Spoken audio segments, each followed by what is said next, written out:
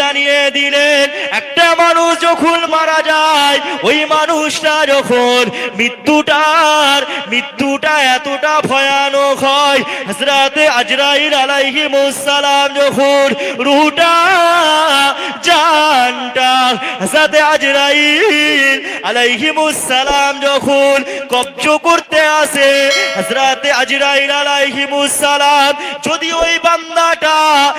ওই বান্দিটা নেককার হয়, যদি ওই বান্দাটা নেককার হয়, তাহলে ওই বান্দার কাছে হযরতে আজরাইল আলাইহিস সালাম সুন্দর রূপ নিয়ে আসেন। যদি বান্দা বদকার হয়, তাহলে হযরত আজরাইল আলাইহিস সালাম এত বিকট রূপ নিয়ে আসে, মানুষের যখন রূহটা জানটা কবজ করা হয়, আপনারা দেখেছেন চোখটা একভাবে একদিকেই তাকিয়ে আছে, ছেলেপুলেরা সবাই ডাকছে, সারা শব্দ নেই, কথা বলতে পারছে না, একদিকে একভাবে তাকিয়ে আছে। ছেলেরা তেল মালিশ, মানুষের যখন জানটা রূহটা বেরিয়ে আসে, আপনারা যদি নিজের চোখে দেখে থাকেন তবে এই ব্যাপারটা বুঝতে পারবেন, যারা দেখেননি তারা জানেন। মানুষ যখন মারা যায় দেখবেন একভাবে এদিক চেয়ে আছে, কি ওদিক চেয়ে আছে, কি ওদিক চেয়ে আছে, একভাবে, তার চোখের পাতাও নড়ছে না। ব্যাপার, কেন দেখছে?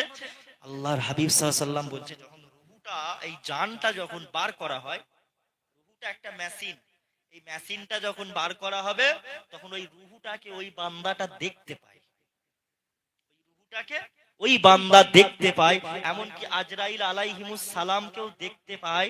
যে নেককার হয় তার কাছে সুন্দর রূপ নিয়ে আসে, তার কিছু মনেই হয় না, আর যে বদকার হবে তার কষ্ট হবে, তার এত কষ্ট হবে। আল্লাহর হাবিব সাল্লাল্লাহু আলাইহি ওয়াসাল্লাম বলছে ওই সময়তে ইবলিস শয়তানও এসে ধোঁকা দেয়। মৃত্যুর সময় ইবলিস শয়তান আপনার আমার কত বড় দুশমন দেখেন, যে মানুষ মারা যাওয়ার সময় ইবলিস শয়তান আমাদেরকে ছাড়ে না।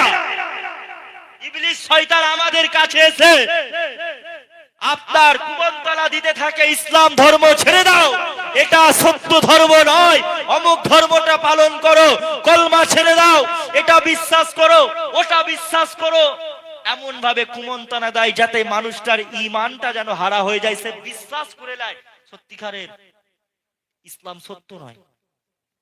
ইবলিস শয়তান তখনও ছাড়ে না।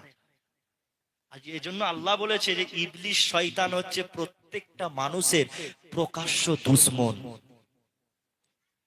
ইবলিস শয়তান কি? প্রত্যেকটা মানুষের প্রকাশ্য দুশমন। ইবলিস কখনো চায় না যে একটা মানুষ জান্নাতি হোক, আর ইবলিস কখনো চায় না একটা মানুষ ঈমানদার হয়ে মৃত্যুবরণ করুক। তাই তো আমার রাসূলুল্লাহ দিন দুনিয়ার বাদশাহ হাবিবুল্লাহ জানিয়ে দিয়েছেন, আয় আমার উম্মাতিরা, তোমরা এমন করে নেককার হয়ে যাও, পরেজগার হয়ে যাও, দুনিয়া থেকে যখন বিদায় নেবে এমন করে নেককার হয়ে মৃত্যুটা বরণ করো, মুত্তাকি বান্দা হয়ে মৃত্যু বরণ করো।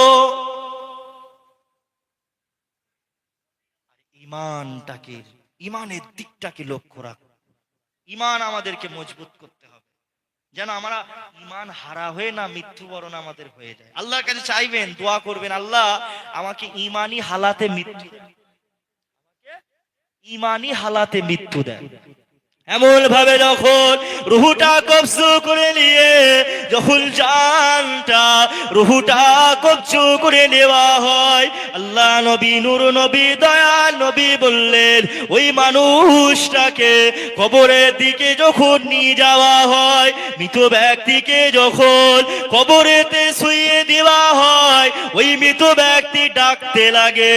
বাপ যদি মারা যায় সন্তানদের ডাকে, সন্তানেরা আমরা কেউ শুনতে পাই না, কেননা আমরা আল্লাহ জানিয়ে দিয়েছেন, ও আমার বান্দা বান্দিরা শুনে রাখো, আমি রাসূলুল্লাহ জানিয়ে দিলাম, যখন মানুষ মারা যায় তখন এমন করে তোমরা, তখন মানুষ ওই মৃত ব্যক্তির কোনো আওয়াজ দুনিয়ার কোনো বান্দা, দুনিয়ার কোনো মানুষও জিন শুনতে পাই না। জিন আর মানুষ একটা মৃত ব্যক্তির আযাব হচ্ছে কি হয়নি এটা কেউ আমরা দেখতে পাই না। কারা বললাম? জিনেরাও কিন্তু দেখতে পাই না।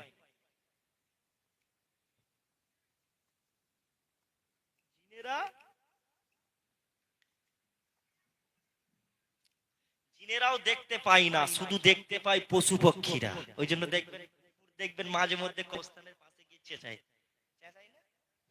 কুকুর মাঝে মধ্যে কবরস্থানের পাশে গিয়ে চেল্লায়। তার কারণ অনেক মানুষের আযাব কুকুররা দেখতে পায়, কি অবস্থায় আছে এই অবস্থাটা তারা দেখতে পায়। বুঝতে পারছেন? আল্লাহর হাবিব সাল্লাল্লাহু আলাইহি ওয়াসাল্লাম বললেন, এমন করে মৃত ব্যক্তিকে যখন কবরে রাখা, আচ্ছা আপনাকে আমাকে রাখা হবে তো? সবাই সবাই মরবে তো? মেয়েরাও মরবে তো নাকি? মহিলারাও মরবে তো? সবাইকে কে কখন মরবো জানি না।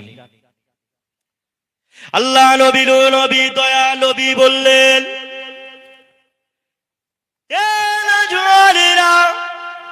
আল্লাহ নবী জানালেন, আমার উম্মাত উম্মাতিরা বেশি বেশি করে মৃত্যুকে স্মরণ করো, বেশি বেশি করে মৃত্যুর কথা চিন্তা করো।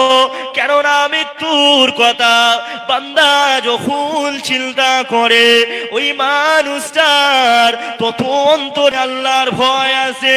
বান্দা যত মৃত্যুকে স্মরণ করবে, তার আর নামাজ পড়তে, নামাজ ছাড়তে মন চাইবে না। বান্দা যত মৃত্যুকে স্মরণ করবে, রোজা ছাড়তে মন চাইবে না। বান্দা যত মৃত্যুকে স্মরণ করবে, জিনা ব্যভিচারী করতে মন চাইবে না। এই তো আমার রাসূলুল্লাহ দিন দুনিয়া হাবিবুল্লাহ জানিয়ে দিলেন, আমার উম্মাত উম্মাতিরা শুনে রাখো, এমন করে যখন মৃত ব্যক্তিকে কবরের মধ্যে শুইয়ে দেওয়া হয়, কবরের মধ্যে যখন মাটি দিয়ে মিনহা খলাকনাকুম ওয়া ফিহা নুঈদুকুম ওয়া মিনহা নুখরিজুকুম তারাতান উখরা বলে মাটি দিয়ে চলে যায়, সবাই যখন মাটি দিয়ে চলে যায়, মৃত ব্যক্তির কাছে দুইজনা ফেরেশতা আছে, যার নাম হলো, একজনের নাম হলো মুনকার, অপরজনের নাম হলো নাকির। কি নাম? মুনকার নাকির। মুনকার নাকির দুজনা ফেরেশতা এসে, যাদের চোখ দুটো হলো নীল কালার। কি কালার? নীল চক্ষু বিশিষ্ট দুজনা ফেরেশতা এসে সওয়াল জবাব করবে, ওই বান্দাকে বসানো হবে। আমরা শুইয়ে দিয়ে আসি তো, শুইয়ে দিয়ার মানুষ কিছুটা দূরে চলে আসলে কিছুক্ষণের মধ্যেই 40 কদম মানুষ পার হলেই কিছুক্ষণের মধ্যেই ফেরেশতা সওয়াল জবাবের জন্য তৈরি হয়ে যায়, চলে আসে। তাহলে মানুষের দেখেন সময়টা দেখেন, একটা মানুষ মৃত্যুবরণ করলো, করতে না করতেই তার পরীক্ষা শুরু হয়ে গেল, তার সে কি হবে, বা জান্নাতি হবে না জাহান্নামী হবে। তার কারণ হচ্ছে কবর প্রথম মঞ্জিল। কবর কি এই প্রথম মঞ্জিল, প্রথম পরীক্ষায় যারা পাস করতে পারবে তো তারা সব জায়গায় পাস করে যাবে। আর প্রথম জায়গাতেই যে ধরা পড়ে যাবে, কিয়ামতের ময়দানেও তাকে আল্লাহ ধরা পাকড়াও করবে। সে নাজাত হয়তো পাবে না, যদি আল্লাহ দয়া করে তবে পাবে। আল্লাহর দয়া ছাড়া তবে বাপ কেউ জান্নাতে যেতে পারবে না। যে যতই নামাজ পড়ুক, রোজা রাখুক, হজ করুক, যাকাত দিক, দান খয়রাত করুক, যাই করুক, আল্লাহর দয়া ছাড়া কোনো মানুষ জান্নাত পাবে না। জান্নাত পাবে একমাত্র আল্লাহর দয়া। আল্লাহ নবী নবী দয়া নবী নবী আমার বললেন, মৃত ব্যক্তিকে এমন করে বসানো হবে, মৃত ব্যক্তিকে সওয়াল জবাব করা হবে, মান হাজার রাজুল, এই ব্যক্তিটাকে তুমি কি চেনো? কার কথা বলা হবে? যদি মানুষ নেককার হয়, যদি মানুষ আল্লাহওয়ালা হয়, যদি মানুষ মুত্তাকি বান্দা হয়, তাহলে মানুষটা চিনতে পেরে যাবে ইনি হলেন আখিরি নবী সাল্লাল্লাহু আলাইহি ওয়াসাল্লাম। আর যদি মানুষ মুত্তাকি না হয়, ঈমানদার না হয়, আল্লাহ যদি তাকে তৌফিক না দেয়, সে মানুষটা বলবে আমি তো জানি না, আমি চিনি না। আকাশ থেকে ফেরেশতারা বলবে মিথ্যে বলছে, জাহান্নামের গেটটা খুলে দাও, আমরা তো মাটি দিয়ে চলে আসি, তারপরে কি হয় এটা আমরা কেউ একবারও খোঁজ নিতে যাই? খোঁজ নিই কি তারপরে কি হচ্ছে না হচ্ছে? মাটি দিয়ে চলে এলুম, তোমাকে আমাকেও একদিন ওভাবে মাটি দিয়ে চলে আসবে। তুমি যার সাথে তোমার সম্পর্ক ছিল, সে আর তোমাকে 10 মিনিট পরে গিয়ে খোঁজ নেবে না আলফাজ আলফাজ কবরে কি করতেছে, কি হালাতে আছে। মানুষের মৃত্যু যতক্ষণ, মানুষ যতক্ষণ বেঁচে থাকবে আপনার, ততক্ষণ দুনিয়ার মানুষ আপনার আপন থাকবে, মরে গেলেই সব পর হয়ে যাবে। কোনো টাকা সম্পদ গাড়ি বাড়ি সব কিচ্ছু কাজে লাগবে না। এজন্য আমলটাকে, নিজেদের আমলটাকে গুছিয়ে নিতে হবে, বাপ নামাজ পড়তে হবে অবশ্যই। যতই যাই করেন নামাজ ছাড়বেন না, কারণ রাসূল পাক সাল্লাল্লাহু আলাইহি ওয়াসাল্লাম কি বলেছেন জানেন? একটা ওয়াক্তের নামাজ ছাড়লে 2,88,000 বছর আল্লাহ পাক তাকে জাহান্নামের মধ্যে পুরাবে। কত বছর? 2,88,000। ওরে বাপ রে বাপ, 2,88,000 বছর আগুনের মধ্যে একটা মানুষ থাকবে, তার রুহুটা তাকে ফিরিয়ে দেওয়া হবে, তার জানটা তার শরীরের মধ্যে থাকবে, সে অবস্থায় তাকে আগুনে পুরানো হবে। একটা জীবন্ত মানুষ ধরেলাম, তখনও একজন, আমরা মরে গেলে জীবন্ত হয়ে যাব আবার, বুঝতে পারছেন না? তখন যে শাস্তিটা দেওয়া হবে সেই শাস্তিটা সব বুঝতে পারবো, কষ্ট পাবো, চিৎকার করব, আফসোস করব, ছেলেদের ডাকবে, বাপ মারা গেলে সন্তানদের ডাকবে, কেউ আওয়াজ শুনতে পাবে না। এলাকায় যদি এরকম, আপনাদের সেপাই পাড়াতেও দেখা যাবে এমনও কবরবাসী আছে যেই কবরে আযাব চলছে, যেই কবরে আযাব হচ্ছে, কিন্তু আপনি আমি কেউ একবার গিয়ে খোঁজ নিই না, আমরা বুঝতে পারি না সেই মানুষটা, ওই যে মারা গেল অমুক মানুষটা, সে এখন ভালো আছে কি খারাপ আছে এটা আমরা বুঝতে পারিনি। আমরা যদি মৃত্যুকে যদি ভয় প্রকৃতভাবে করতাম, মৃত্যুকে যদি স্মরণ করতাম, তাহলে মানুষ কেউ নামাজ পড়ে নামাজ ছাড়তে পারতো না। বাবেরা, নওজোয়ান তরুণেরা, আল্লাহ নবী নবী দয়া নবী নবী আমা জানিয়ে দিলেন, মৃত ব্যক্তিকে যখন প্রশ্নগুলো করা হবে, মান রব্বুকা, তোমার প্রভুকে, সে যদি উত্তর দিয়ে দিতে পারে আমার আল্লাহ এক, আমার প্রভু হলেন আল্লাহ, অমান দীনুকা, তোমার ধর্ম কি, তোমার ধর্মের নাম কি, সে যদি ধর্মের নামটা বলতে পারে, আমার ধর্মের নাম হলো ইসলাম, আমার নবীউকা, তোমার নবীকে, সে যদি বলে আমার নবীর নাম হলো আখির নবী হযরত মুহাম্মদ সাল্লাল্লাহু আলাইহি ওয়াসাল্লাম, সে যদি উত্তরগুলো দিয়ে দিতে পারে, তবে আমার আল্লাহ তার কবরটাকে জান্নাতে নূর আলা নূর করে দেবে। যদি মানুষটা সওয়াল জবাবের উত্তর না দিতে পারে, আল্লাহ পাক ঘোষণা করে দেবে, আয় আমার ফেরেশতারা, জাহান্নামের দরওয়াজা খানা খুলে দাও। জাহান্নামের দরওয়াজা খুলে দেওয়া হবে, জাহান্নামের আগুনের তাপটা, হাওয়াটা কবরে আসতে লাগবে, বান্দা শরীরটা গলে যাবে, এভাবে বান্দার শাস্তি চলবে কিয়ামত পর্যন্ত। আল্লাহ নবী জানিয়ে দিলেন, ও আমার উম্মতেরা শুনে রাখো, এমন করে কবরের মধ্যে আমার আল্লাহ একজন ফারিস্তাকে পাঠাবে, যে ফারিস্তাটা জাহান্নামের আগুন থেকে লোহার হাতুড়ি নিয়ে আসবে। লোহার হাতুড়ি নিয়ে এসে ওই বান্দার মাথাটা চূর্ণ বিচূর্ণ করে দেবে। মাথার মধ্যে লোহার হাতুড়ি দিয়ে মারতে লাগবে। আমার নবী পাক জানিয়ে দিয়েছেন, আমার উম্মতেরা শুনে রাখো, ওই লোহার হাতুড়িটা যদি ফারিস্তারা যদি একবার, দুনিয়া যত বড় পাহাড় হোক না কেন, ওই পাহাড়েতে যদি ওই লোহার হাতুড়িটা একবার মারা হয়, তাহলে পাহাড়টা চূর্ণ বিচূর্ণ হয়ে যাবে, মাটির সাথে ধুলোর সাথে মিশে যাবে। যদি ওই লোহার হাতুড়ি একবার মারা হয়, একবার চিন্তা করেন, মানুষকে মারবে কাদেরকে? পাপীদেরকে মারবে কাদেরকে?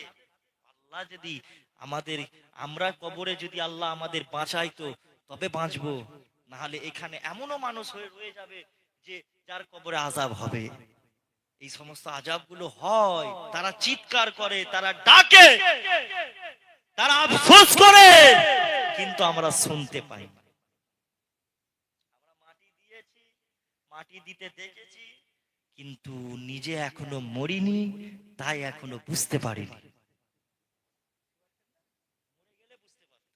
মরে যখন যাব তখন ভাববো, রে বাপরে, এটা তো আলাদা একটা জীবন, যেই জীবনের কোনো শেষ নেই, যেই বয়সের কোনো শেষ নেই। লক্ষ হাজার হাজার বছর আগে মানুষ মারা গেছে, সেই মানুষটাকেও তোলা হবে।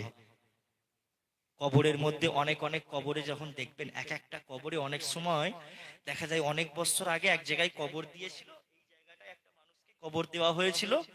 50 বছর পরে আমরা জানিনি, ওই জায়গাতেই আবার কবরটা খুলেছি, দেখা যায় লাশটা দেখতে পাইনি আমরা, হয় না? দেখা যায় অনেক সময় দেখি আমরা হাড়-হাড্ডিও দেখতে পাওয়া যায়, তাহলে মানুষটার লাশটা গেল কোথায়? আল্লাহ নবী বলেছে, যে নেককার হবে, মুত্তাকি বান্দা হবে, তার লাশটা টাটকা থাকবে। একবার জোরে বলে, আল্লাহর ওলিদের, আল্লাহর মাহবুব বান্দাদের, নবী আলাইহিস সালামদের, সাহাবাদের যদি কবরগুলো খোলা হয়, দেখা হবে এখনো লাশ তাদের টাটকা, মনে হবে এই মাত্র জীবন্ত, এই মানুষটাকে এই মাত্র দাফন করে যাওয়া হয়েছে। একবার জোরে বলে।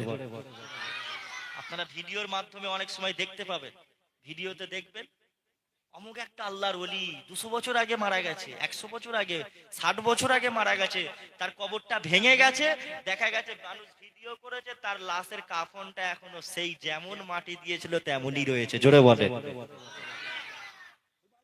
50 বছর আগে মরে গেছে, ওর লাশটা এখনো টাটকা কেন? তার কারণ ওই মানুষটা ঈমানদার ছিল, ওই মানুষটা মুত্তাকি ছিল। এগুলো মিথ্যা নয়। আজকে সোশ্যাল মিডিয়ার যুগ, এই সোশ্যাল মিডিয়া থেকেই আপনি প্রমাণ পেয়ে যাবেন, বুঝতে পারছেন? আর নবী পাক সাল্লাল্লাহু আলাইহি ওয়াসাল্লাম তো নিজে বলেছে, নবীর কথা মিথ্যা নয়। নবী পাক সাল্লাল্লাহু আলাইহি ওয়াসাল্লাম নিজেই তো বলেছেন, যে মুত্তাকি হবে তার লাশ টাটকা থাকবে, আর যে মুত্তাকি হবে না তার সর্বপ্রথমে মানুষ মারা গেলে তার নখগুলো খসে যায়, নখগুলো খসে যায় শরীরে আপনার। তারপরে কবরের 3.5 হাত যে তার কবরটা থাকে, এই কবরটা আস্তে আস্তে পিষে দেয়, মাটি পিষতে থাকে, যত সরে আসে কবরের মাটি পিষে দেয়, তত শরীরের হাড় হাড্ডিগুলো সব ভেঙে চুরমার হয়ে যায়, হয়ে গিয়ে আবার মাটির সাথে মিশে গেল। এমন ভাবে ওই মানুষটার শেষ পর্যন্ত দেখা যায় কবরের মধ্যে সাপ বিচ্ছু ফেলে দেওয়া হয়। আল্লাহর হাবিব সাল্লাল্লাহু আলাইহি ওয়াসাল্লাম বলেছে, ওই যে কবরেতে বিচ্ছু যেই কামড়ায় মানুষকে, ওই বিচ্ছু যদি একবার দুনিয়ার জমিনে তার যদি বিষটা যদি গাল থেকে যদি পৃথিবীর জমিনে পড়তো, তো গোটা পৃথিবীর জমিনটা বিষ পুরো হয়ে যেত, গোটা জমিনটা গোটা পৃথিবীটা বিষ হয়ে যেত। তার বিষটা এত খাতারনাক, সেই বিচ্ছু কামড়াবে। এই সমস্ত আযাবগুলো দেখা যায় সেপাইপাড়ার মধ্যে অনেক কবরবাসীর মধ্যে হচ্ছে, কিন্তু আমরা দেখতে পাইনি, আমরা অনুভব করতে পারিনি। কারণ আল্লাহ আমাদের এই অনুভব করার শক্তিটা দেয়নি, এই শক্তি আল্লাহ দেয়নি। আমরা মরে যাব, আমাদেরও লাশ একদিন ওই কবরেতে শুয়ে থাকবে। ঠান্ডাকাল, অনেক কিছু নিয়ে ঘুমোচ্ছি, কম্বল নিয়ে ঘুমোচ্ছি, ইটা উঠালে ঘুমাচ্ছি, কিন্তু একবারও চিন্তা করিনি যদি মারা যায় আমাকে এই ঠান্ডার সময় ওই কাফন পরে, পাতলা কাফনের কাপড়টা পরে শুয়ে থাকতে হবে। মানুষ যদি আজকে এই চিন্তাগুলো করতো, তাহলে কেউ আজকে মানুষ আর গুনার কাজের দিকে লিপ্ত হতো না। আজকে মানুষ এত গুনার পাপের কাজের দিকে লিপ্ত হয়ে যাচ্ছে, তার কারণ মানুষের মধ্যে থেকে মৃত্যুর ভয়, কবরের ভয়, জাহান্নামের ভয়, এই সমস্ত ভয়গুলো উঠে গেছে। একবার দরুদ শরীফ আল্লাহুম্মা।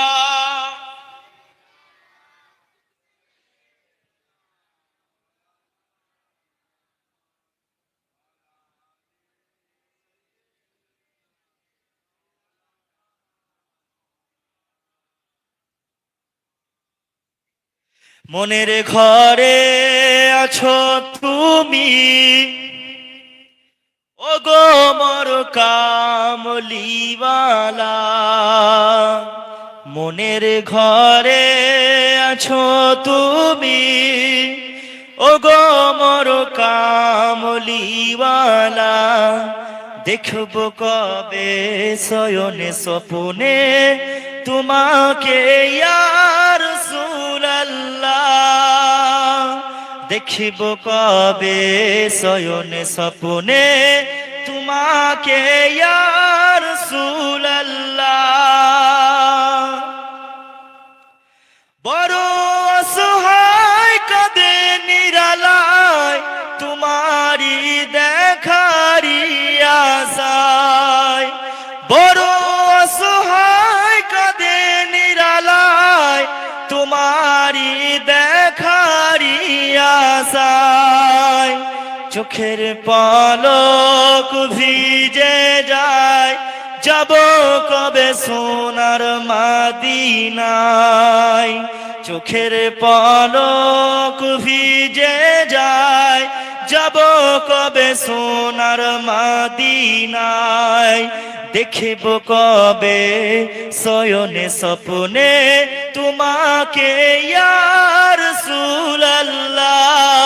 দেখিব কবে শয়নে স্বপনে তোমাকে ইয়া রাসূলুল্লাহ। মনের ঘরে আছো তুমি, ওগো মোর কামলিওয়ালা। মনের ঘরে আছো তুমি, ওগো মোর কামলিওয়ালা। দেখিব কবে শয়নে স্বপনে তোমাকে ইয়া রাসূলুল্লাহ। দেখিব কবে শয়নে স্বপনে তোমাকে ইয়া রাসূলুল্লাহ। রওজা মদিনায় কত জনে যায়, তাদের হৃদয় শীতল হয়। রওজা মদিনায় কত জনে যায়, তাদের হৃদয় শীতল হয়। তোমারি রওজার কিনারায় গিয়ে শুধু অশ্রু ঝরায়। তোমারি রওজার কিনারায় গিয়ে শুধু অশ্রু ঝরায়। দেখিব কবে শয়নে স্বপনে তোমাকে ইয়া রাসূলুল্লাহ। দেখিব কবে শয়নে স্বপনে তোমাকে ইয়া রাসূলুল্লাহ। আল্লাহুম্মা সাল্লি আলা।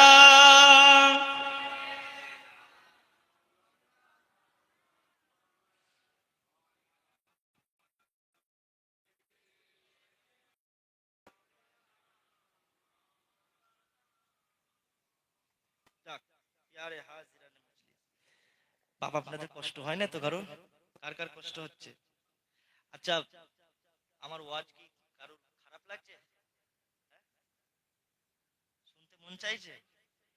দেখেন, আমি যদি সেই বাঘ সিংহকে খেয়ে নিল আর হরিণ বাঘকে খেয়ে নিল, এরকম ঘটনা বলতেও পারবো। হরিণ বাঘকে খেয়ে নিয়েছে, বুঝতে পারছেন না? শুধু ঘটনা ঘটনা বলে বলে টান মেরে সেটাও বলা যাবে, কিন্তু কিয়ামতের ময়দানে আমাকে এর জন্য হিসাব দিতে হবে, হবে না? তুমি সেপাই পাড়ায় গিয়েছিলে, মানুষ তোমার কাছ থেকে কি জানতে পেরেছে? তোমার কাছ থেকে মানুষ কি জানতে পেরেছে সেটা আল্লাহ পাক আমাকে ধরবে কিয়ামতের দিনে। এজন্য যতক্ষণ থাকবো শিক্ষণীয় বিষয় কিছু আলোচনা করব, কিছু আমাদের জানতেও পারলাম, আর আমাদের অন্তর থেকে আল্লাহ যদি আমাদেরকে হেদায়েত করে তো হেদায়েত প্রাপ্ত হব। কেন আমি হেদায়েতের মালিক নই, আলফাজ আলেম ওলামা পীর মলি সাহেব মুফতি সাহেব কেউ হেদায়েতের মালিক নয়। হেদায়েতের মালিক হচ্ছে একমাত্র কে? আল্লাহ। আর পরিবর্তন হওয়ার মালিক হ্যাঁ আমরা আমরা নিজেরা পরিবর্তন আমাদের হতে হবে। আসেন, মৃত ব্যক্তিকে আমল করে কবরের মধ্যে রাখার পরে মৃত ব্যক্তি যদি নেককার হয়, আল্লাহ পাক জান্নাতের গেট খানা খুলে দেবে, জান্নাতের হাওয়া আসতে লাগবে, ওই মৃত ব্যক্তিটা জান্নাতের সুখ শান্তি দেখতে পাবে।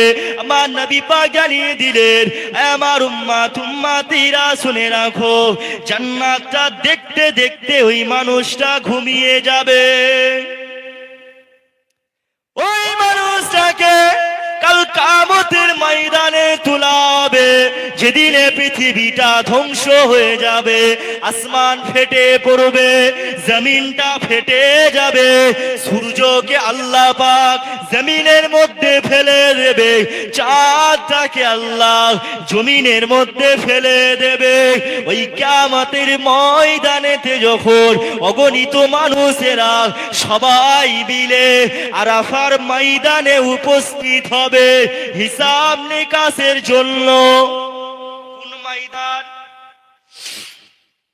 কোন ময়দান? হ্যাঁ কি বলছেন চাচা? ময়দান তো জানি, আরাফাতের ময়দান ওটা তো হিসাব নিকাশের জন্য বলা হয়েছে, বাংলায় ওটাকে বলা হয় যেখানে হিসাব করা হবে, সমস্ত মানুষকে একত্রিত করা হবে। ওই ময়দানটার নাম কি? আরাফাতের ময়দান। হাজী সাহেব যারা আছে হজ করতে গেলে ওই আরাফার ময়দানে যায়, বুঝতে পারছেন না? ওই আরাফার ময়দানটা বিশাল হয়ে যাবে, কত অগণিত মানুষ সবাই হিসাব দেবে, সেদিনে সবাই হিসাব দেবে। একটা চোর, একটা জেনাখোর, একটা ব্যভিচারকারী মানুষের মেরে লিয়া কেড়ে লিয়া যে যত দুনিয়ার জমিনে গোপনে গোপনে পাপ করেছে, কানে বল্টু গুঁজে রাত্রে বেলায় গার্লফ্রেন্ডের সাথে সারা রাত ধরে কথা বলেছে, ওই সব কিছুর হিসাব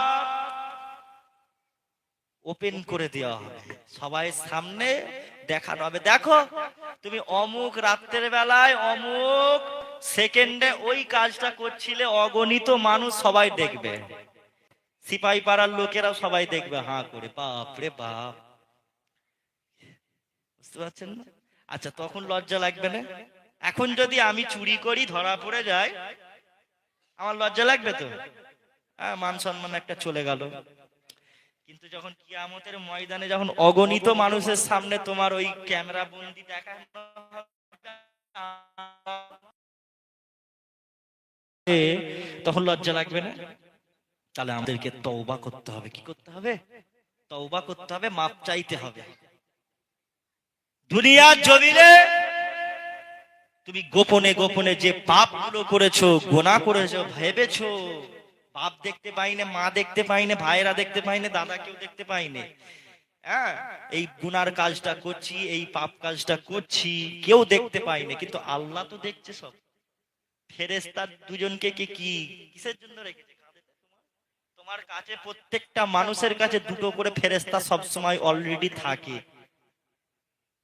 কিরামান কাতিবিন, দুজন ফেরেশতার নাম কি?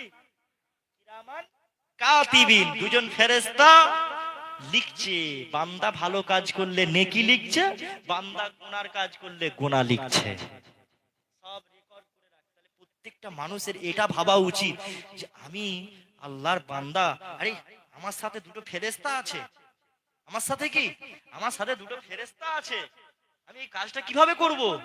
ভাবছি গোপনে গোপনে করছি, কেউ দেখতে পাই না। আরে কিয়ামতের ময়দানে তোমাকে ওইটার জন্য হিসাব দিতে হবে, একটা সেকেন্ডের জন্য আল্লাহ ছাড় দেবে না কাউকে। ভয়টা যদি আমাদের অন্তরে আসে, তবে একটা মানুষ ইমানদার, নেককার, মুত্তাকি হতে পারবে।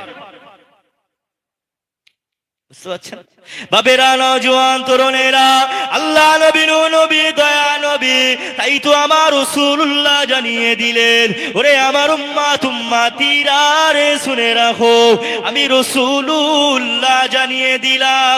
আমার নবী পাক বললেন, আমার উম্মাত উম্মাতিরা শুনে রাখো, আমি রাসূলুল্লাহ, তোমরা আমার দেখানো পথেতে চলো। আমি নবী পাক যে পথেতে চলেছি, আমার সেই পথটা অনুসরণ করো। রাসূলুল্লাহ সুন্নাত গুলো আঁকড়ে ধরতে হবে। আজকে মুসলমান আমরা রাসূলুল্লাহ সুন্নাত গুলো থেকে ছেড়ে দিয়েছি। আজকে মুসলমান দেখেন, আমরা পানি অনেকে খাই, দাঁড়িয়ে পানি খাই, নবী পাকের সুন্নাত ভুলে গেলাম, রাসূলুল্লাহ সুন্নাত ভুলে গেলাম। এমন করে আল্লাহ নবী যে সমস্ত সুন্নাত গুলো ছিল, ওই সমস্ত সুন্নাত থেকে আমরা দূরে সরে গেলাম। এর কারণটা হলো, আমরা দুনিয়াটাকে বেশি প্রাধান্য দিয়ে ফেলছি, দুনিয়াটাকে বেশি আমরা গুরুত্ব দিয়ে ফেলছি। যদি আমরা আখিরাতকে বেশি গুরুত্ব দিতাম, যদি আমরা কিয়ামতের পরে হিসাব নিকাশ হবে, সেদিনে আপনাকে আমাকে সবাইকে হিসাব দিতে হবে, যদি আমরা এটা বিশ্বাস করতাম, তাহলে একটা মুসলমান কখনো গুনার কাজে লিপ্ত হতো না। মা বোনেদেরকে বলবো, বেশি বেশি করে নামাজ পড়েন, 5 ওয়াক্ত নামাজ পড়া ধরে নেন। বাড়িতে কোরআন শরীফ থাকলে কোরআন শরীফ পড়েন, প্রত্যেক দিন একবার করে পড়েন। আর মেয়েদেরকে, সমস্ত মেয়েরা আছে তাদেরকে ভালো শিক্ষা দেন, তাদেরকে কি ভালো শিক্ষা দেন, তারাও কোরআন তেলাওয়াত করুক, তারাও পড়ুক, নামাজ পড়ুক, নেককার হোক। কেন? আমি চাইবো আমিও জান্নাতি হব, আর আমি এটাও চাইবো যে আমার মাটাও জান্নাতি হোক। আমাকে চাইতে হবে আমিও জান্নাতি হব, আমার পরিবারও জান্নাতি হোক, আমিও জান্নাতি হব, আমার ভাইও জান্নাতি হোক, আমার বোনটাও জান্নাতি হোক। নাহলে দেখা যাবে স্বামী আছে জাহান্নামে, বউ আছে জান্নাতে। কি করবে এবারে? জান্নাতে স্বামী যদি থাকে, তাতে হুর দেবে 70টা করে, হুর নিয়ে টানাটানি পড়ে যাবে। আর বউ যদি জান্নাতে থাকে আর স্বামী যদি জাহান্নামায় থাকে, তাহলে ওই বউটার সাথে আল্লাহ পাক ওই স্বামীর থেকে আরো একজন উত্তম মানুষকে আল্লাহ তার সঙ্গী হিসাবে জান্নাতের মধ্যে দিয়ে দেবে।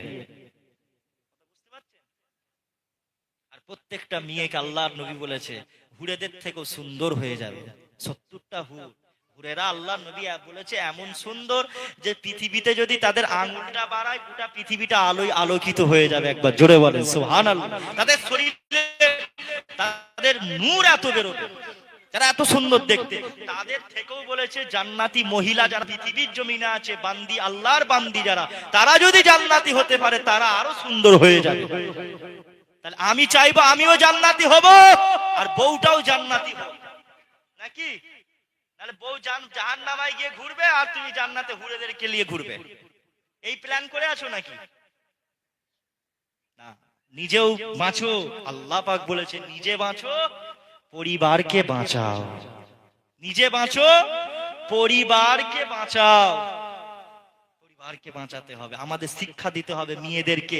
যারা ইয়ং ব্যাচেলারের মেয়ে আছে, আজকাল ইয়ং ব্যাচেলারের মেয়েরা একটু বেশি গন্ডগোল করছে। 18, 19 বছর, 17 বছর, 14 বছরের মেয়েরাও এখন আজকাল সিঙ্গেল খুঁজে পাওয়া যাচ্ছে না। বাপরে বাপ, 14 বছরের 13 বছরের মেয়েরা ফোনে বল্টু বুঝিয়ে কথা বলছে, সারা রাত ধরে প্রেম করতেছে। ঠিক বলে? 12-13 বছরের মেয়েরা প্রেম করতেছে, 12-13, 14 বছরের মেয়েরা ওই বয়ফ্রেন্ডের সাথে পার্কে ঘুরতে যাচ্ছে, বাউরিয়া মেলায় যাচ্ছে। নাকোদলায় গিয়ে উঠতেছে, তারপর আল্লাহ চাইলে নাকোদলা থেকে পড়ে যাবে, মরে যাবে, সুজা একদম জাহান্নামে। বুঝতে পারছেন আজ কি হচ্ছে সমাজটা?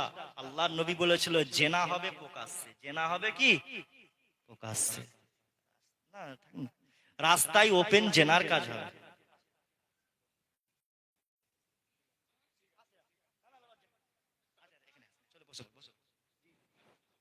আচ্ছা এখানে বসো, হ্যাঁ এখানে চলে।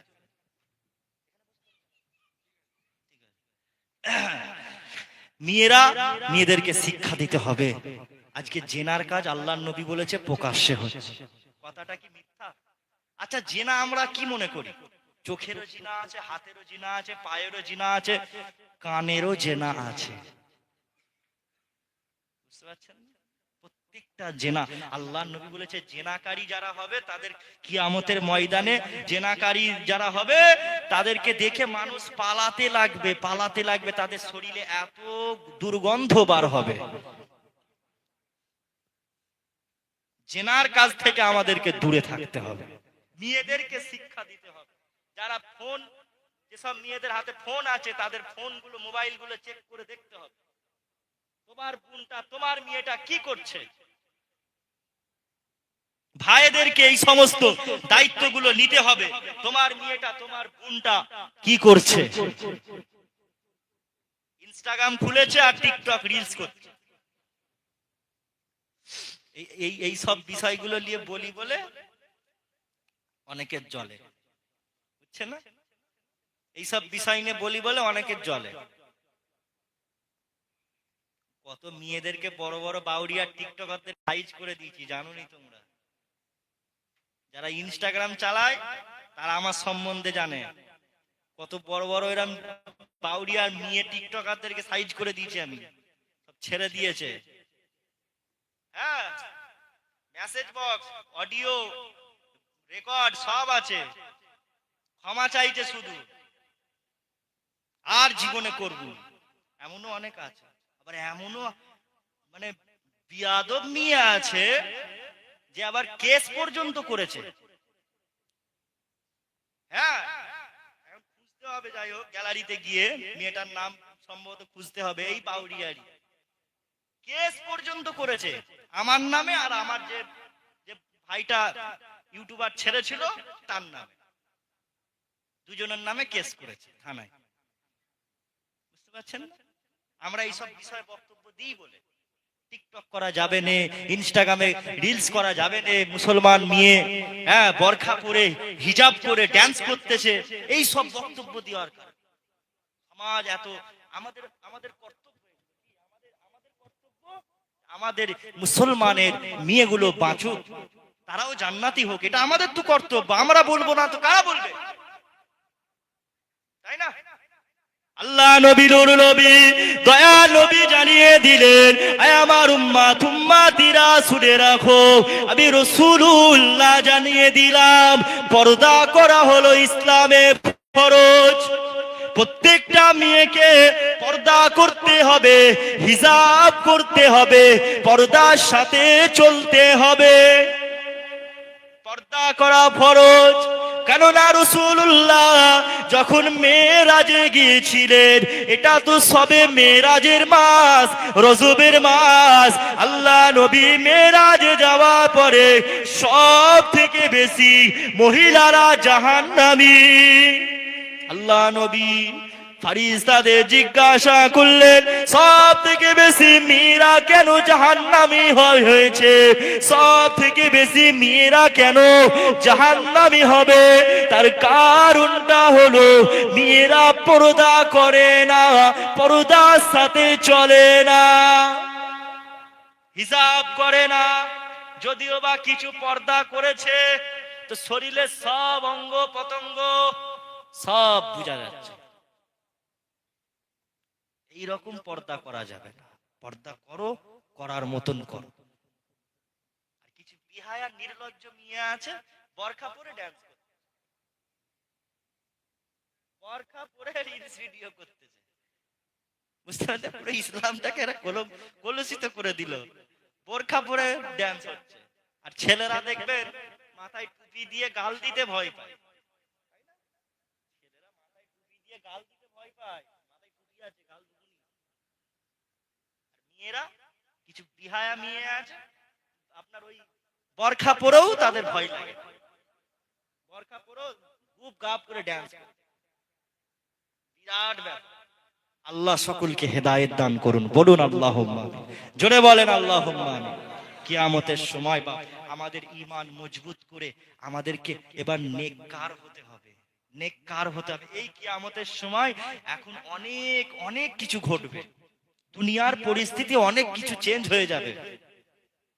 আল্লাহ নবী বলেছে কিয়ামতের পূর্বে আপনার ওই সমাজে মূর্খতা বেড়ে যাবে, শিক্ষিত মানুষ পাওয়া যাবে না, ইলম উঠে যাবে সমাজে, মানুষের প্রত্যেকটা মানুষের এত সম্পদ বেড়ে যাবে যে সদকা গ্রহণ করার মতন লোক খুঁজে পাওয়া যাবে না। তার মানে আল্লাহ নবী বলেছে প্রত্যেকটা মানুষ এত বড় লোক হয়ে যাবে, এত পয়সাওয়ালা হয়ে যাবে যে একটা মানুষ চাইবে সে একটা মানুষকে দান করবে, একটা গরিব মানুষকে দান করবে, এই গরিব মানুষ যে সে দানটা নেবে এই জিনিসটাই খুঁজে পাওয়া যাবে।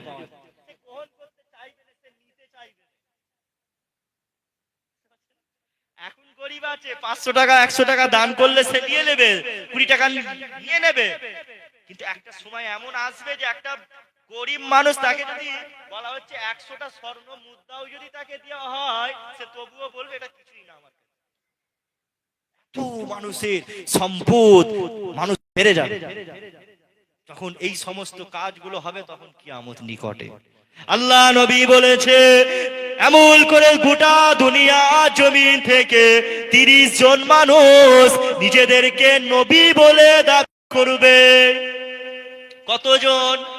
30 জন মানুষ নবী বলে দাবি করবে, যাদের মধ্যে একজনের নাম হলো মির্জা গোলাম আহমেদ কাদিয়ানি।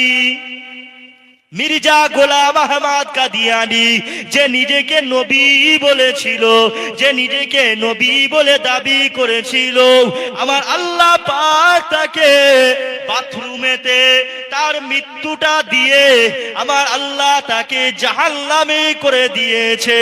এমন করে মানুষ গোটা বিশ্ব জমিন থেকে মানুষ নবী দাবি করবে। আল্লাহ নবী বললেন আমার উম্মতেরা, আমার পরে আর কোন নবী আসবে না, আনা খাতামুন নবিয়িন, আমি হলাম সর্বশেষ নবী, লা নবিয়্যা বাদি, আমার পরে আর কোন নবী আসবে না। তবে বাবা সাহাবারা শুনে রাখো, আমার পরে যদি আল্লাহ কাউকে নবী করে পাঠাতেন তাহলে আমার আল্লাহ হযরত ফারুক আযমকে, হযরতে উমর ফারুক রাদিয়াল্লাহু তাআলা আনহুকে নবী করে পাঠাতেন। তবে নবুয়াতের দরজা বন্ধ হয়ে গেছে, নবী আর কেউ হবে না, সেই নবীর আমরা উম্মত, সেই আখিরি নবীর আমরা উম্মত, যে নবীর উম্মত হওয়ার জন্য আল্লাহ পাক আপনার আমার সম্মান, আল্লাহ পাক আপনার আমার ইজ্জত মাকাম অন্যান্য সমস্ত নবীর উম্মতদের থেকে আপনার আমার মাকাম সম্মান আল্লাহ পাক মর্যাদা সব থেকে বৃদ্ধি করেছে। আমার নবী পাক সাল্লাল্লাহু আলাইহি ওয়াসাল্লামের কোন নবীর উম্মত হয়ে আসলাম একটুখানি খেয়াল করেন। আমার আল্লাহ রিয়াজুল জান্নাত, রিয়াজুল জান্নাত, রিয়াজুল জান্নাতটা মক্কা শরীফকে আল্লাহ রিয়াজুল জান্নাত বললেন না, বাইতুল্লাহকে আল্লাহ পাক রিয়াজুল জান্নাত বললেন না। আপনার মিনা মুজদালিফা বাইতুল মুকাদ্দাসকে আল্লাহ আপনার রওজাতু আপনার জান্নাতের বাগান বললেন না। আমার নবী পাক সাল্লাল্লাহু আলাইহি ওয়াসাল্লামকে জানিয়ে দিলেন, আয় আমার হাবিব হাবিবে পিয়ারা, আপনি যে জায়গাটায় ঘুমিয়ে আছেন ওই মদিনাতুল মুনাওয়ারাটাকে আমি আল্লাহ পাক রিয়াজুল জান্নাত, জান্নাতের বাগান বলে ঘোষণা করে দিলাম। আমি আল্লাহ পাক আপনি যে জায়গায় ঘুমিয়ে আছেন ওই জান্নাতের বাগানটা আপনি যদি না হতেন, আমি আল্লাহ তাহলে জান্নাত বানাতাম না। তাহলে মদিনা শরীফটা হচ্ছে কি? জান্নাত। মদিনা শরীফ জান্নাতের বাগান। ওই মদিনা শরীফে হুজুরের সবুজ গম্বুজের নিচে হুজুর শুয়ে আছে। কে কে আছে? কে বলতে পারবে? কে কে আছে ওই জায়গায়? আবু বকর, উমর। পাশেতে একটা রাখা আছে, সেটা হচ্ছে হযরতে ঈসা আলাইহিমুস সালামের তানাকে ওই জায়গায় দাফন করা হবে। কেননা আল্লাহ নবী দুনিয়া থেকে পর্দা নাই। সাহাবারা সবাই চিন্তায় পড়ে গেলেন রাসূলুল্লাহর কোথায় দাফন করা হবে। আবু বকর হুজুর বলে, আমি রাসূলুল্লাহর কাছ থেকে শুনেছি নবীরা যে জায়গা থেকে পর্দা নেয় ওই জায়গাতেই তাকে দাফন করতে হয়। আল্লাহ নবী নবী দয়া নবী আম্মা জান আয়েশা সিদ্দিকা রাদিয়াল্লাহু তাআলা আনহার কোলেতে মাথা রেখে দুনিয়া থেকে পর্দা নিয়েছিলেন। জোরে বলো। আম্মা জান আয়েশা হুজুর ওই যে ঘরটা ছিল মসজিদে নববী শরীফের মধ্যে, পাশেতে ঘর ছিল মসজিদে নববী শরীফের, হুজুরের যে সবুজ গম্বুজটা আছে ওই গম্বুজের নিচেটা হলো আল্লাহ নবী নূর নবী দয়া নবীর বাড়ি।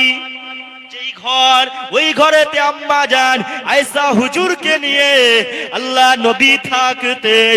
এমন করে হুজুরকে ওখানে দাফন করা হলো।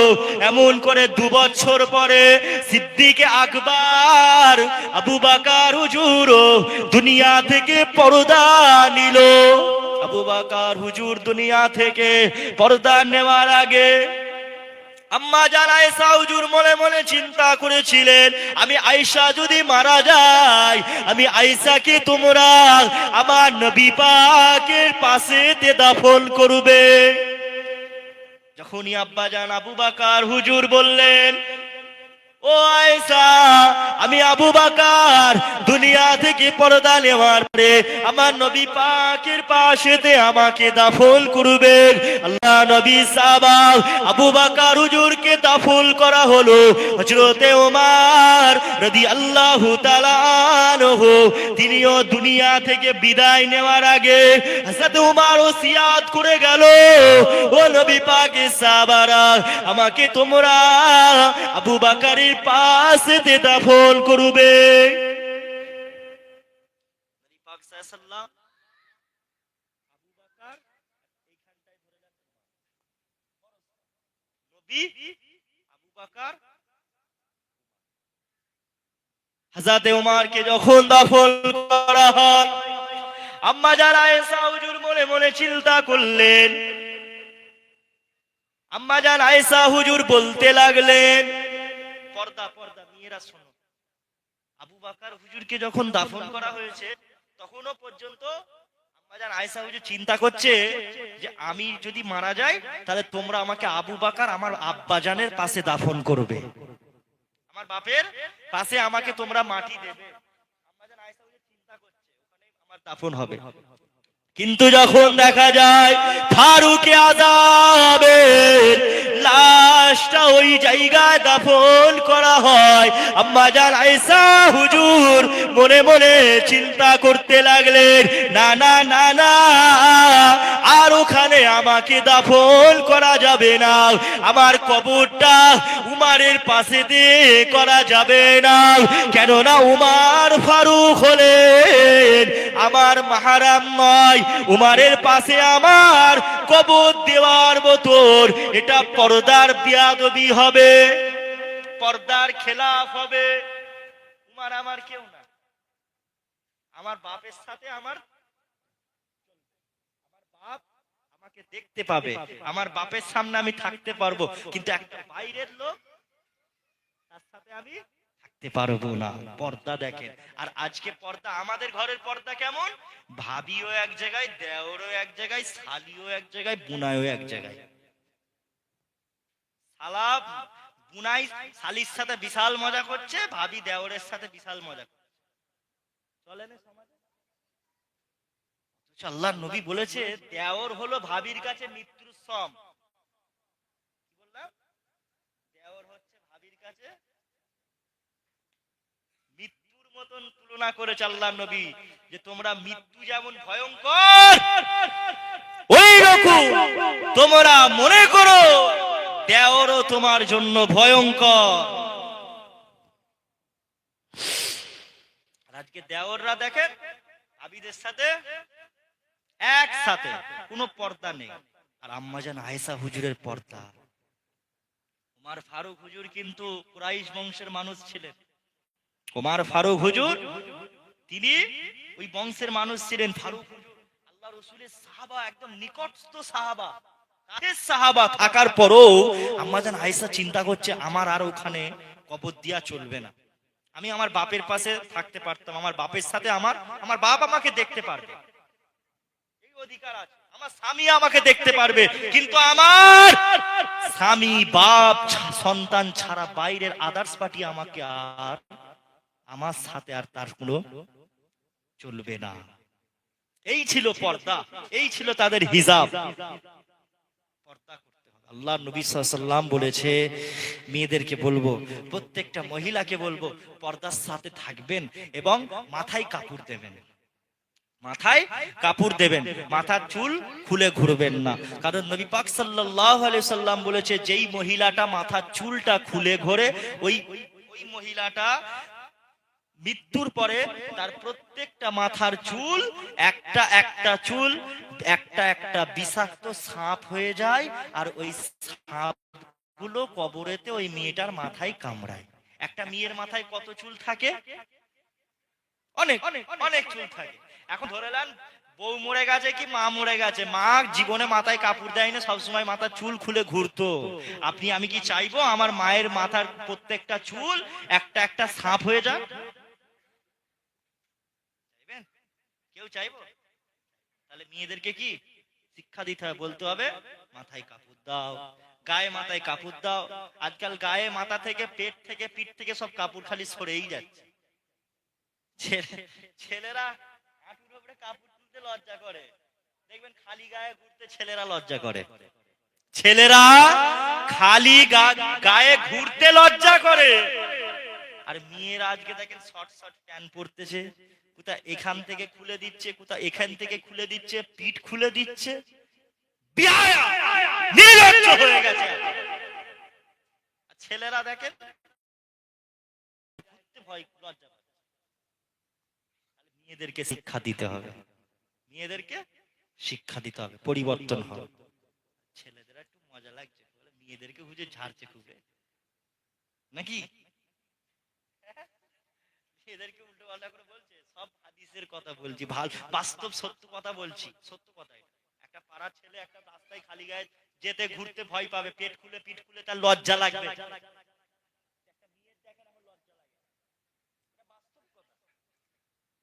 আল্লাহ নবী নবী দয়াল নবী নবী আমার দিন দুনিয়া বাদশাহ হাবিবুল্লাহ জানিয়ে দিলেন, ও বাবা সাওয়ারা, ও আমার উম্মত উম্মতিরা, তোমরা তোমাদের স্ত্রীদেরকে পরিবারকে বাঁচার রাস্তাটা দেখিয়ে দাও, বাঁচার কথাটা বলো।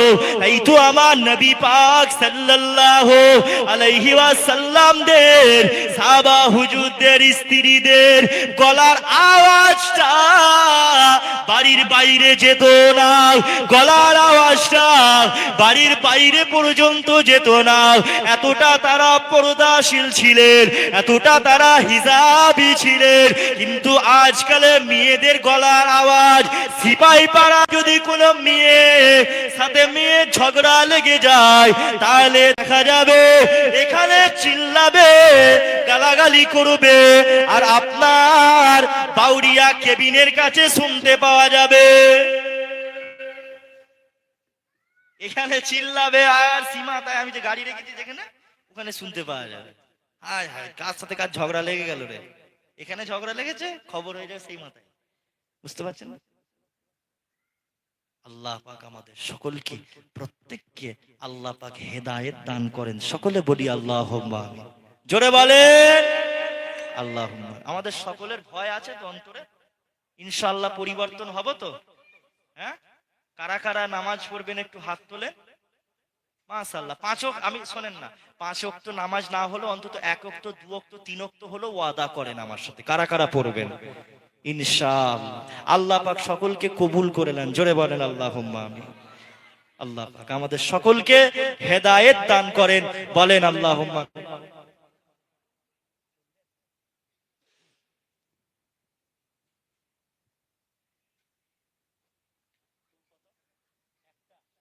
একটা পর্যন্ত ওয়াজ চলবে নাকি ওয়াজ শেষ হয়ে যাবে? ওয়াজ চলবে। কাদের কাদের ঘুম পাই না হাত তোলেন তো। পাইলে তাবারও কি হয়েছে? বিরিয়ানি, বিরিয়ানি খাওয়ার দিকে মন নেই তো এখন? ওয়াজ চলবে তো? একবার দরুদ শরীফ আল্লাহুম্মা।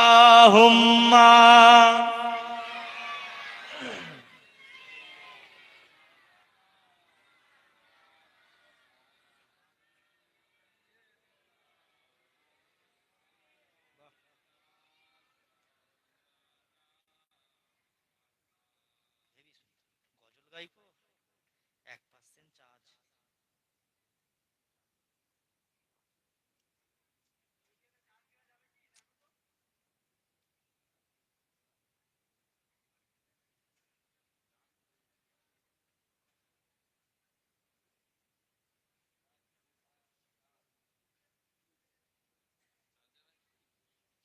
আছে সাদিক, তোমার কাছে হয়ে যাবে তো চার্জ? 1%, এক্ষুনি জান্নাতে চলে যাবে ফোনটা। साहे तैबा के नाम, दो कदम साथ साथ मेरे आका के नाम, दो कदम साथ साथ। साहे तैबा के नाम, दो कदम साथ साथ मेरे आका के नाम, दो कदम साथ साथ। गुनगुनाते चलो, मुस्कुराते चलो, नाराए या मोहम्मद लगाते चलो, गुनगुनाते चलो, मुस्कुराते चलो, नाराए या मोहम्मद लगाते चलो। साहिते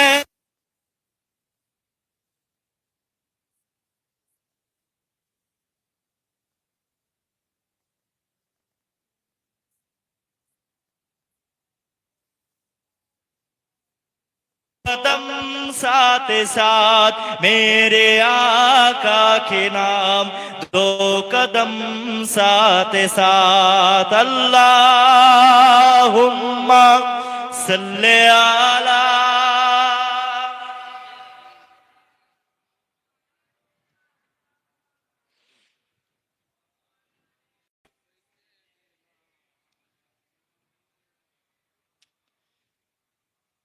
যাক,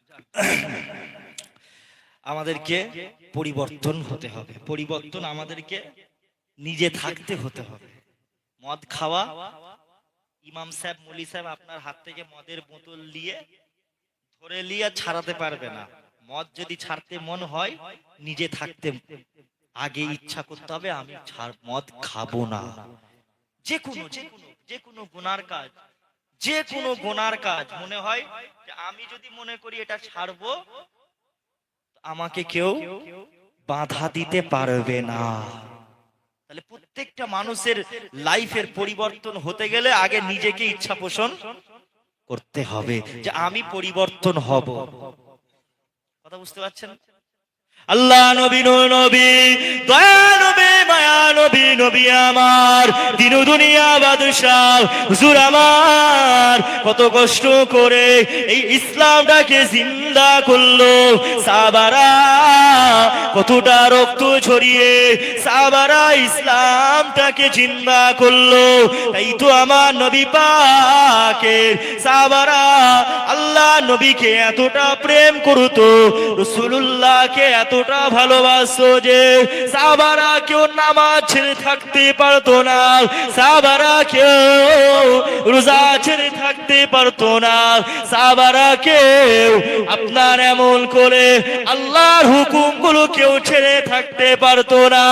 এমনও সাহাবা আছে, একজন সাহাবা ফজরের নামাজটা এমন করে আল্লাহ নবী পড়ালেন, সালাম ফিরালেন, সালাম ফিরিয়ে প্রতিদিন দেখতে লাগলেন আমার নবী পাকের একজন সাহাবা, সেই সাহাবাটা ফজরের নামাজটা পড়ে তাড়াতাড়ি বাড়িতে চলে যায়।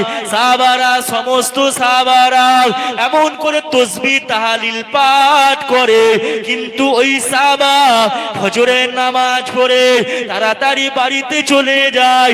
আল্লাহ নবী ওই সাহাবাকে জিজ্ঞাসা করলেন, আমার সাহাবা তুমি কেন ফজরের নামাজটা পড়ে তাড়াতাড়ি বাড়িতে চলে যাও? আল্লাহ নবীর ওই সাহাবা বলেছিলেন, ইয়া রাসূলুল্লাহ, ইয়া হাবিবাল্লাহ, হুজুর হুজুর বেয়াদবি মাফ করবেন, হুজুর গুসাগিরিটা ক্ষমা করবেন, হুজুর আমার একটাই মাত্র জামা, হুজুর আমার একটাই মাত্র পরনের পোশাক, এই যে পোশাকটা আমি গায়ের মধ্যে দিয়ে আছি, এই পোশাকটা আমি যখন বাড়িতে চলে যাব আমার স্ত্রী এই পোশাকটা পরে নেবে। ইয়া রাসূলুল্লাহ, হাবিবাল্লাহ, হুজুর আমার স্ত্রী এই পোশাকটা পরে নিয়ে সে এমন করে নামাজটা আদায় করে নেবে।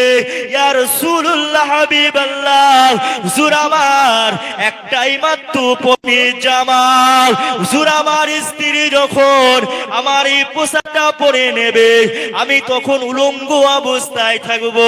ইয়া রাসূলুল্লাহ, হাবিবাল্লাহ, হুজুর আমি এই পোশাকটা এখন পরে আছি, আমার স্ত্রী এখন উলঙ্গ অবস্থায় আছে। ইয়া রাসূলুল্লাহ, হাবিবাল্লাহ, হুজুর ফজরের ওয়াক্ত তো কম, ফজরের ওয়াক্তের সময় তো কম, তাই আমি তাড়াতাড়ি বাড়িতে চলে যাই, এই কারণে বাড়িতে যাই আমার স্ত্রী আমার পরনের জামাটা পরে ফজরের নামাজটা আদায় করতে যেন পারে। সুবহান। একটা জামা ঘরে যাবে খুলে দেবে, অবস্থায় থাকবে, বউ পরে নামাজ পড়ে নেবে, আবার দিনের বেলা যখন হয়ে যাবে তার স্বামী ওই সাহাবা জামাটা পরে কাজ কামে বেরিয়ে যেত, স্ত্রী তখন বাড়ির মধ্যে উলঙ্গ অবস্থায় থাকত। এই কষ্ট তারা, এই কষ্ট, এত কষ্ট পাওয়ার পরও দেখেন নামাজ ছাড়েন না। আজকে আমরা মুসলমান গুলো এত খাচ্ছি, এত পড়ছি, আল্লাহ এত নিয়ামত দিচ্ছে, তারপরেও মুসলমান এখন আল্লাহ শুকরিয়া আদায় করে না। শুধু আমরা নামাজ কালাম কিচ্ছু পড়িনি, শুধু দুনিয়া দুনিয়া দুনিয়া করি, আমরা শুধু দুনিয়া নিয়েই কি হচ্ছে ব্যস্ত হয়ে গেছি। মরে গেলে সব বাহাদুরি বেরিয়ে যাবে, সব খালি আফসোস করবে, হাই হাতা আফসোস করবে, আফসোস করতে হবে। তাই ভাইদের বলে দিয়ে যায়, পরিবর্তন হয়ে যান, নিজেকে পরিবর্তন করে নেন। আমি যদি মনে করি আমি কাল থেকে নামাজ আদায় করব, আলফাজকে কেউ বাধা দিতে পারবে না। আমি যদি মনে করি সামনে কয়েকদিন পরে রমজানুল মাস, রোজার মাস, আমি 30টা কি 29টা রোজা রাখবো, সব রোজাগুলো রাখবো, আমাকে কেউ বাধা দিতে পারবে না। পারবে? তোমাকে কেউ মানা করবে তুমি রোজা রাখো না? আগে নিজেকে, নিজের বিবেককে করতে হবে আমি পরিবর্তন হব। এতক্ষণ প্রায় 2 ঘন্টা হয়ে গেছে নাকি? 2 ঘন্টা হয়ে গেছে। 2 ঘন্টা ধরে ওয়াজ করলাম, কি বুঝলাম আমরা?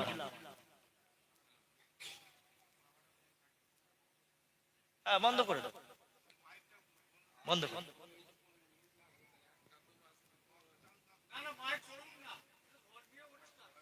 না না না না, শোনেন না কি বলে, পারমিশন আছে? আচ্ছা, পারমিশন থাকলো তবুও আমাদের কর্তব্য হচ্ছে তারা অন্য ভাইদের না যেন কষ্ট হয়, মাইক বন্ধ। হ্যাঁ, মাইক আস্তে করে দেন, নালে বন্ধ করে দেন। কি দরকার, সবাই তো এখানে আছি নাকি? মেয়েরাও আছে, ছেলেরাও সবাই আছে, আর বাইরে শুনতে হবে না। 2 ঘন্টা ধরে ওয়াজ করতেছি, বুঝতে পারছেন না?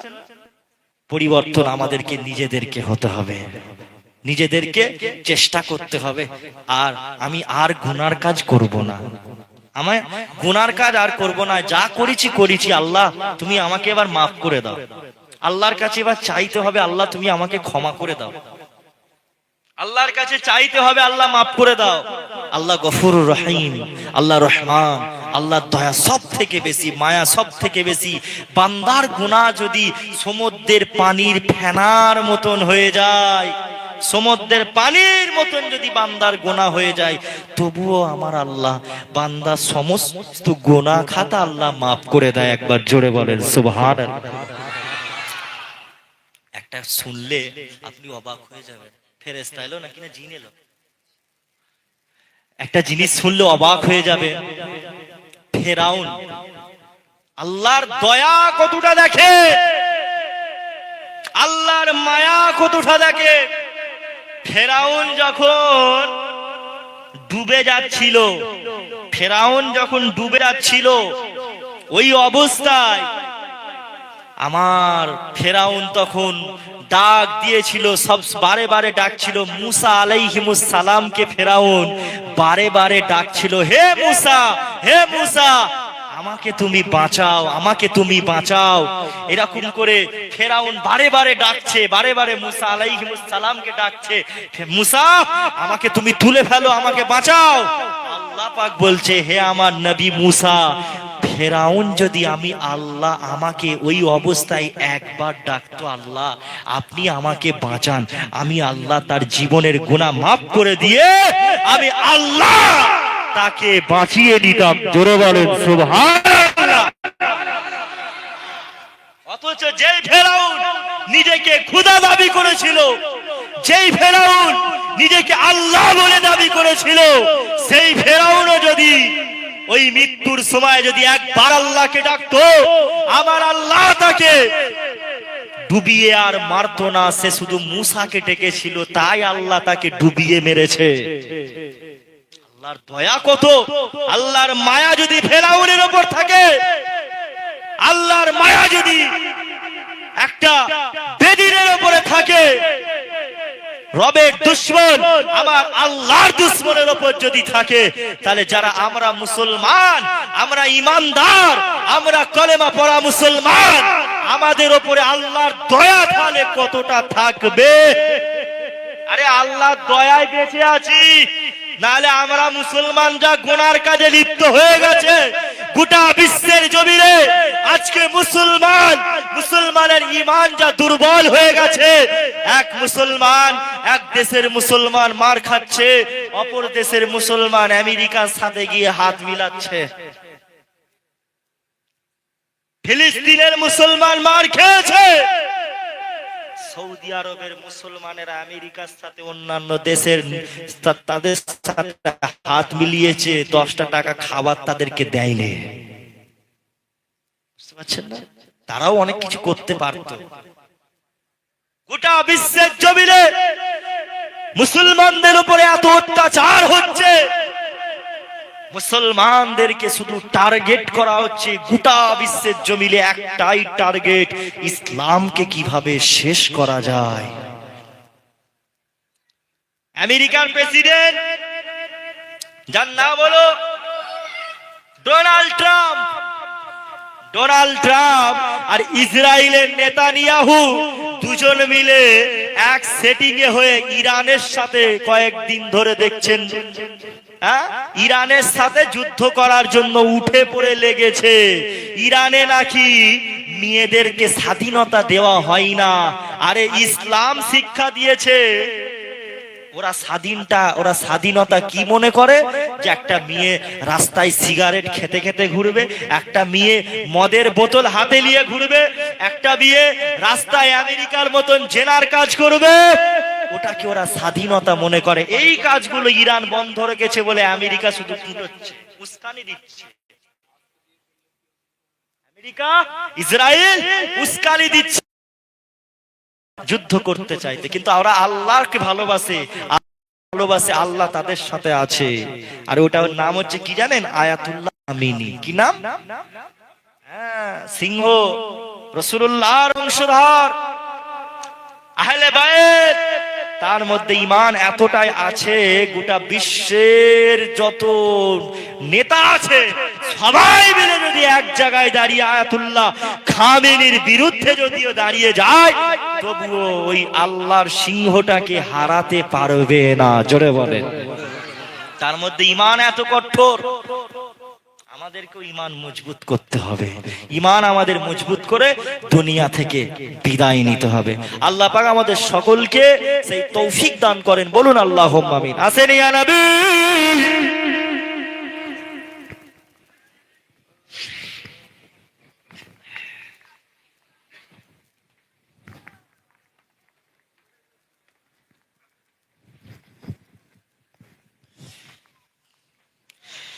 ইয়া রাসূল সালামুন, ইয়া হাবিব সালামু আলাইকা, সালাওয়াতুল্লাহ।